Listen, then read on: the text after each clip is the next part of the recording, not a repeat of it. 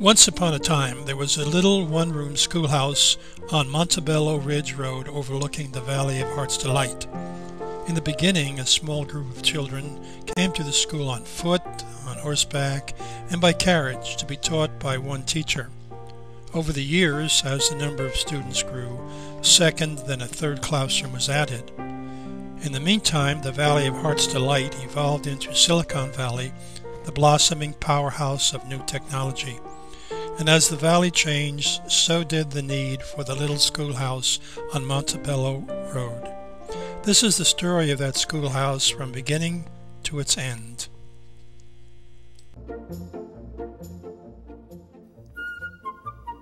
Welcome to The Better Part, a program that encompasses a diverse spectrum of topics important to our community, which we hope will both inform and entertain you. We invite you to sit back and enjoy the program.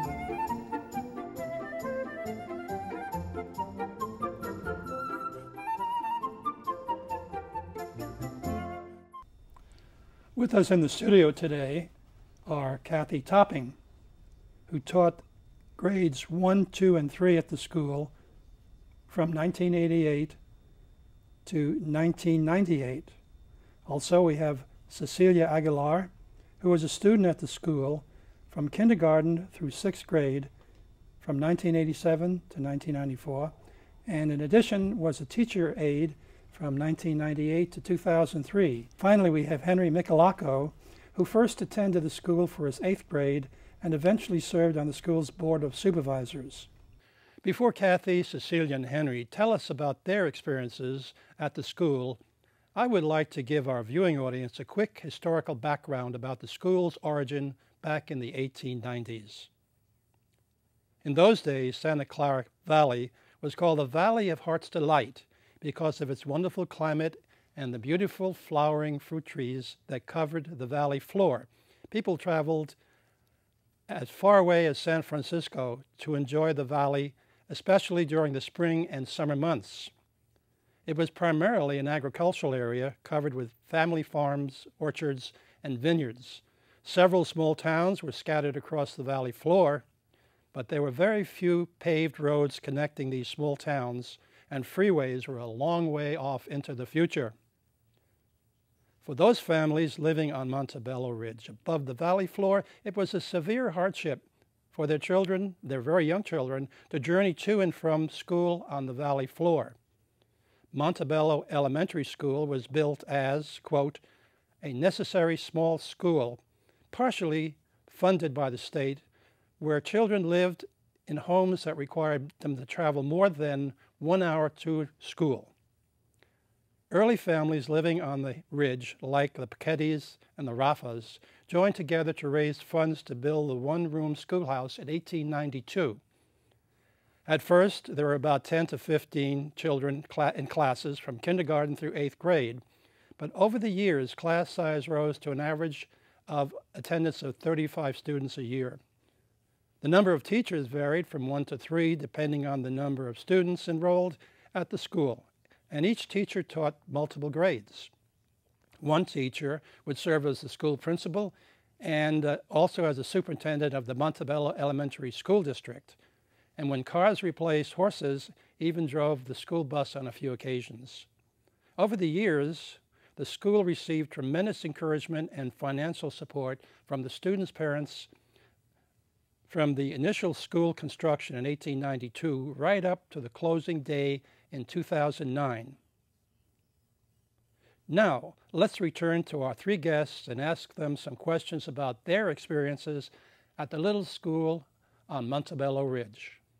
Henry, I understand you first attended the school as an 8th grader in 1953. Can you tell us about why you had a late enrollment in the school? Well, my folks, we lived in San Francisco, and they had bought in 1950 a piece of property in Montebello, which they're in the process of building a house, and we're planning on moving as soon as the house was done. So they felt that I would be better served in a small school environment like Montebello School, because I would be part of the community anyway in a year. And so I came down and went to the 8th grade there at Montebello School. I boarded at a gentleman's house called Cinchin Lopez, which was a neighbor. And then my folks, they would come down almost every weekend working on the house, getting things ready. So that's my beginning at Montebello School, and I graduated also in '53. Was it quite a shock coming from a regular schoolroom in San Francisco to the one-room school? I guess by then it was 3 rooms at the school. No, it was 1 room. Still 1 room? It was just a main old schoolhouse. Wooden stove, an outhouse, stove. bathroom? Yeah. My job was to light the stove off in the morning ahead of school to get it warm for everybody. So I'd get down there about an hour early, light off the oil burning stove, and have the room nice and toasty so everyone showed up. And I got paid, I think, $1 a month or something to do that was a lot of money. Yeah, it was a lot of money. It was a good deal. And I rode my bike. Where I was boarding, it was about a mile or 2 up the road, so I used to ride my bike from there to school and then back in the afternoons. And very interesting. Yeah.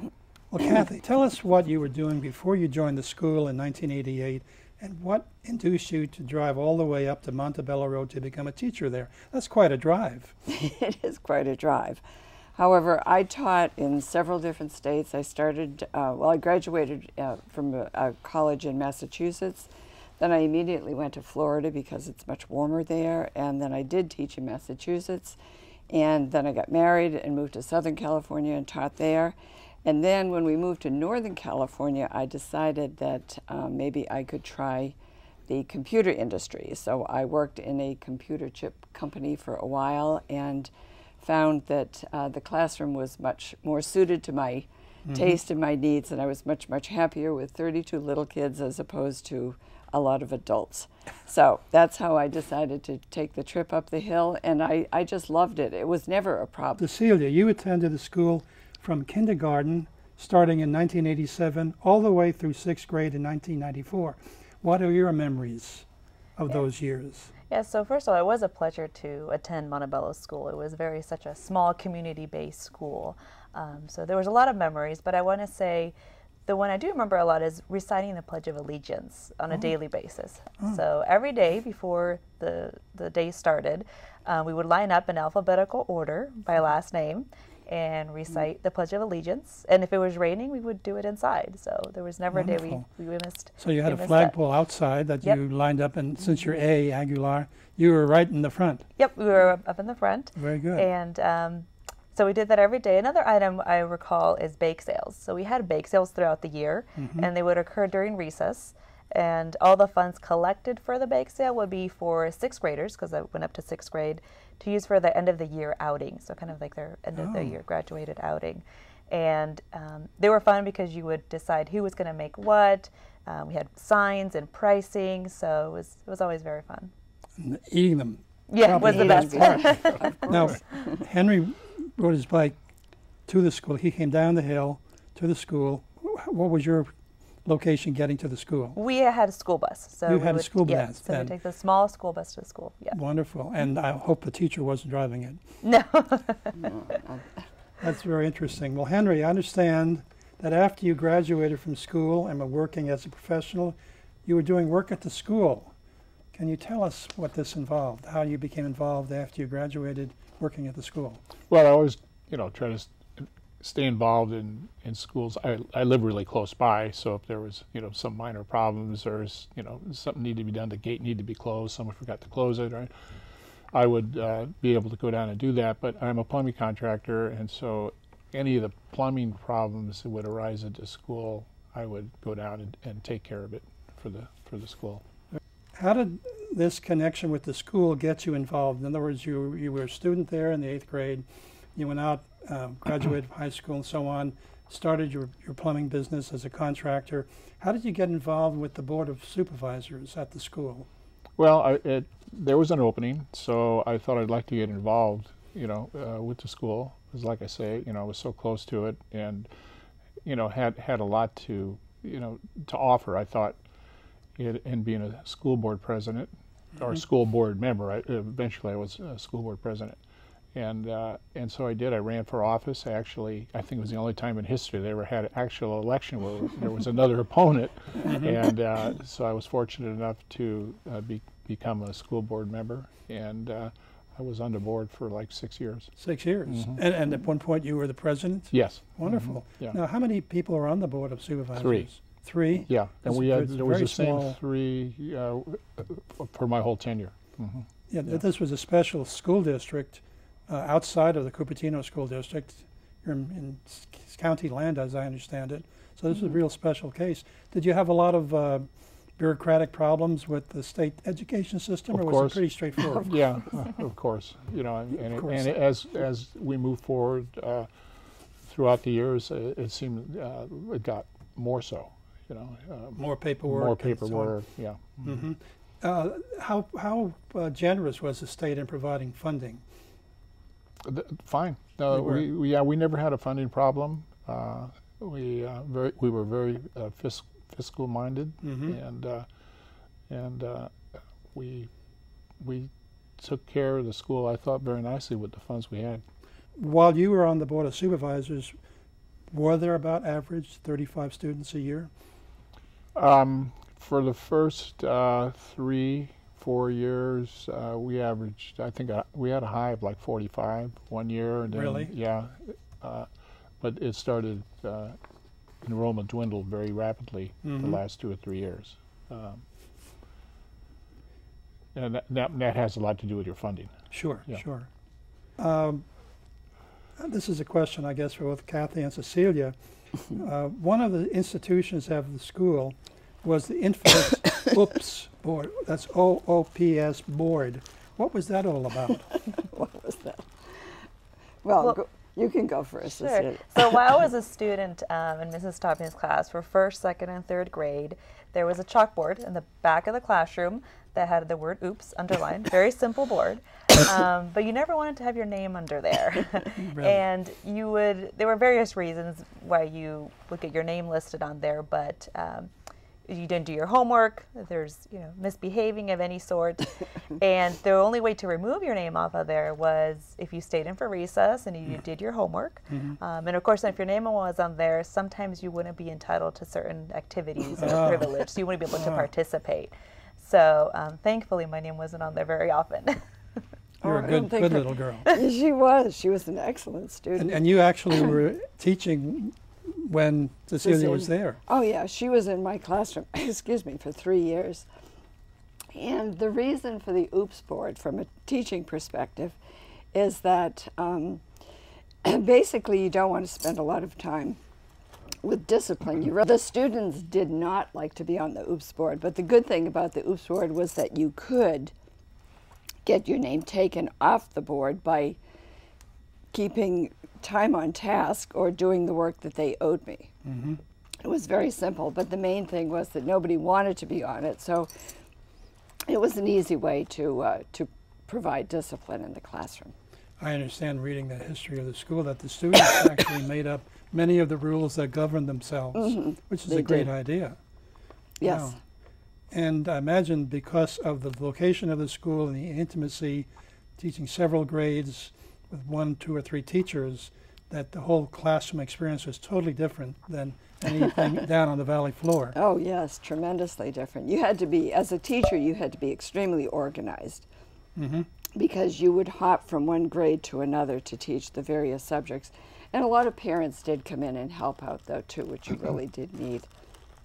That's important. Yeah, fortunately I had taught several years before, so I think it would be very difficult to step in there as a first-year teacher, for sure. I think I've heard about some of the special events that were at the school. Can you tell our audience what they were and how they were enjoyed by the students and their parents? Okay, well, I'll talk about the Thanksgiving experience. And at Thanksgiving, we would invite all of the parents and all of the siblings to come to the school, and each classroom would make something. And the kindergarten class made butter, homemade butter. My class, which was 1st, 2nd, and 3rd, made pumpkin bread for everyone to put the butter on. And then the senior class, or the older class, 4th, 5th, and 6th graders, made a dessert of some sort. And then the children would bring in ingredients for a soup.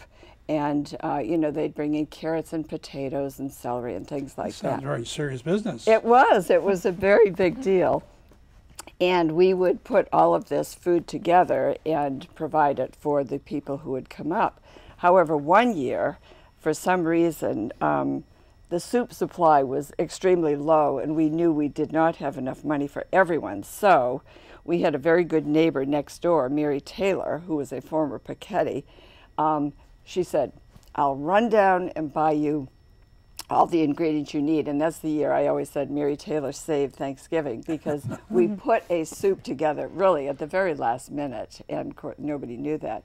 But then after we would eat, then we would put on, the children would do poetry or do a skit. We'd sing some Thanksgiving songs and all. So it was really a nice festivity, and it really did involve the whole community. Did any of the kids dress up as pilgrims or Indians? Yes, They went through the costume we definitely thing? did the pilgrim Wonderful. Indian dress, yes. Cecilia, tell us about some of the events. So one of the events I looked forward to while I worked there and as a student as well was the graduation, which is the end of year celebration.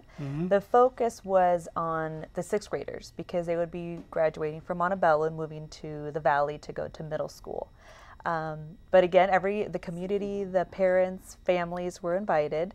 And it was a potluck dinner before the program. So everybody would bring their favorite dish to share.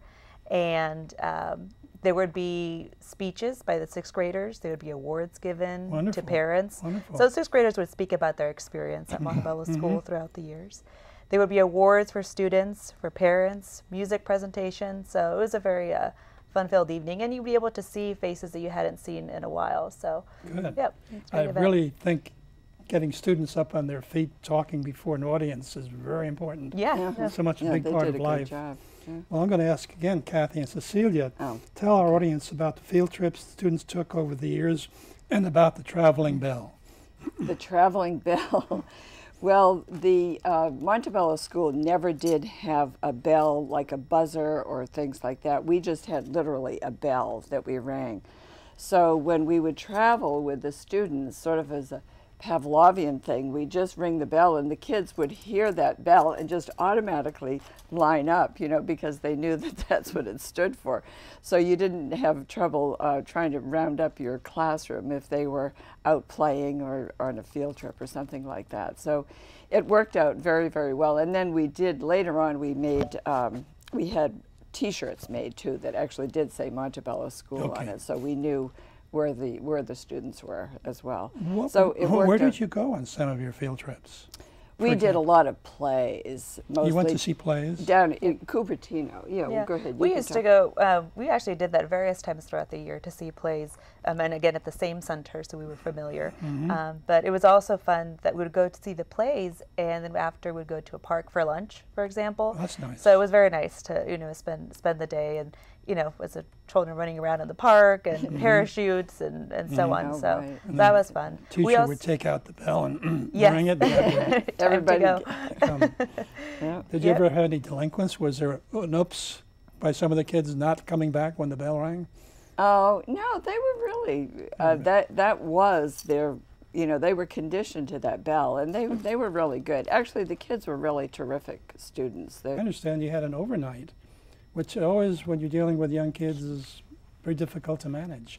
How was that handled? Well, this was a major overnight. We would go to Sunset Beach over near Santa Cruz area, and we had this gal that worked in the office, and she was just a fabulous, she was more than just a secretary for sure. Her name was Linda Lavasser, and she would go out and buy food for the entire school and all the parents, and we would pack up the food with the tents and the kids and head down to Sunset Beach. And then once we got down there, the parents helped set up tents, and then we'd cook. A lot of the parents did all the barbecuing, and so we would have meals there. And then we also played games at the beach. We swam at the beach and all too, and had s'mores, of course, and sang some what? S'mores. You know, with marshmallows really? and chocolate and graham crackers. First time I heard of that. Really? First time, yeah. Oh, well, that's a traditional campfire Wonderful. dessert. And we told stories, and it was just a lot of fun. And then the tough part was getting everyone settled down in the tents, though, at night. And then the next morning we would go, and again the parents made the breakfast, and we'd go down to the beach and then head back from there. That's wonderful. I think, yeah, that was just once a year we would do that. Probably in June, I guess we would do that. Based on what you've said, and I'm sure that people down on the valley floor with students heard about the school. I've heard that there were some families living on the valley floor that wanted their children to attend Montebello. Can you talk about that? Yes, for a brief time we did have full enrollment quite of the time, but at one time the enrollment dropped, and so we opened it up to the people in the valley, and they particularly liked Montebello School because there was never competition about who had the better clothes or the fancier this or the fancier toys or whatever, because everyone was level. We all wore pretty much jeans and tennis shoes, and you never had that problem. And because of the ratio of adults to children, we didn't have discipline problems either, because there was always an adult nearby, you know, so children didn't really get into problems, you know, with the discipline problems like they do down in the valley. And it was a really great environment, and people did come up, and it worked well for probably 3 years, three or 4 years, I think. And there were 3 families that came up with more than one child. And unfortunately for them, the enrollment at Montebello within our boundaries reached the maximum amount, and so we had to tell them they couldn't come up. And it was very sad. Yeah, it was a really difficult time, because they really grew to love the school and were willing to drive up that mountain road. That's quite a trip. And it is quite a trip, yeah. But in essence, for 117 years, then, you might say you were running a charter school long before the term charter school came in. Charter school began. Yeah, it was really, you could, because of the lower enrollment, you could do a lot of things that you couldn't do with a huge classroom. The thing we lacked most was the size of the classroom was very small. But then the school did add on another large room, and that made a huge difference. So what was the reason for the school to close in 2009? I know everybody was very upset when it happened. And that's how I got into researching this program. I met a former teacher, Jean Chandler, and when she said she worked up on the hill, I said, you know, what's it like? And she said, well, the school closed, and I couldn't believe it. Yeah, most unfortunately. Well, the main reason was that the young families really weren't moving up to the hill any longer. We were losing students. Yes, so they did not have youngsters to come to the school, and oftentimes, initially, we used to see families, and then you knew the siblings, and so you knew, well, pretty soon we'll have so-and-so coming along, and then that just ended. And Henry, you know more about that. Right? Yeah, and keep in mind the school not only served Montebello, it served Stevens Canyon Road all the way up to Skyline. And that's right. Yeah. The bus used to go all the way up to, I remember Peg Pedelt used to be the driver of school bus, Don Hertel, all the way up to Skyline Boulevard, and pick up students up there and then take them home after school. So we had a number of students from Stevens Canyon, Skyline, and Montebello. So the enrollment just started to drop. I mean, in the 6 years I was a board member, from 45 students to our last year, we were going to have 7 students come in. 7. Okay, and obviously state funding didn't permit. It wouldn't. We couldn't. You know, because you're still required to have a certain amount of teachers. You know, special ed and everything. And the school would have went bankrupt. It would just couldn't afford it. It was a sad day. Sad, but necessary. Yep. No choice. Yeah. You've given us, our viewers, some great insights, particularly having been there and gone through it. Do you have any last thoughts that you'd like to tell our viewers about? Well, to me, the best thing about the school was the families and the community support. I mean, everyone really loved the school and really wanted to keep it going, and they'd really help you out in any possible way. And even people that weren't parents would come down and help out in the classroom, and just just help you out really in any possible way. So it was a very unique experience and a wonderful experience. I really enjoyed the time that I had there. Yeah, I think just like Henry had mentioned, it was very sad, you know, to see the school closed. And I had been part of it for many years as a student and then working there. And I had developed, you know, close relationships with the students and teachers and staff. And, you know, it was a rewarding experience. I work with a lot of students who English was their second language, mostly Hispanics, and it was such a rewarding experience to see their progress throughout the years. So even though the school has closed, you know, the memories will sure live on. Well, I have to go back to special events, the Christmas play. Oh, right. So yes. every year for Christmas, this production was always put on. I mean, build a stage, decorate. I mean, this went on. I mean, Kathy, I mean, she never got any teaching done for 2 weeks. In fact, I was on the board. I said, you know, what's the deal here? I know this is a tradition, but no one's getting taught anything for 2 weeks. And forget it. It was going to happen. It didn't matter. And it went on, you know, right to the very last days of the school. It was a major, major production. Yeah. Well, all good things must come to an end, I guess. I guess. Yes. Yeah. Listen, I want guess, to thank yes. you, Kathy, Cecilia, and Henry, for coming and sharing the memories of the time you spent there. And again, I emphasize our viewing audience to go to the website that you'll hear in the close to look at more memories from other folks who've been to the school, taught there, were students. Thank you for coming. Thank you. Well, It was a thank pleasure. you. Well, thank you. Thanks for the opportunity. As you can tell from this conversation with our three guests, the little schoolhouse on Montebello Ridge may have closed in 2009 after serving the community for 117 years, but is definitely not forgotten.